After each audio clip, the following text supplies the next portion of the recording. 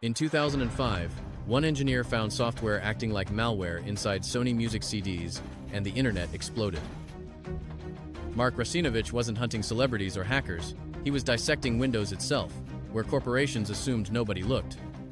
His tools exposed hidden processes, cloaked files, and kernel tricks that turned ordinary PCs into silent surveillance machines. Sony BMG's installer burned 1% to 2% CPU, scanned executables every 2 seconds, and still pretended nothing suspicious happened. The real shock wasn't piracy control, Ares. Sys patched Windows service tables and hid anything starting with $sys. This wasn't an abstract bug. Sony's DRM limited backups to 3 disks, while burying the truth in fine print. Then another fight erupted. Steve Gibson called the WMF flaw a deliberate backdoor, and Russinovich disagreed publicly. That tension made Mark Russinovich unusual. He chased hidden danger, but refused panic when the evidence failed. Long before Azure, Mark Russinovich and Bryce Cogswell built Sysinternals tools that taught admins to see inside Windows. Then Microsoft bought Winternals in 2006, and the outlaw systems detective walked inside the operating system empire. Most people expected domestication. Instead, he kept turning invisible infrastructure into public diagrams executives could no longer ignore. Process Explorer, auto-runs, rootkit revealer, procmon lineages. Russinovich made hidden handles, startups, and threads feel almost cinematic. His PhD studied fault management, but his bigger talent was translation, making machine behavior readable to anxious humans. By 2026, the mystery changed. Why was Microsoft's Azure CTO suddenly treating post-quantum cryptography like an emergency?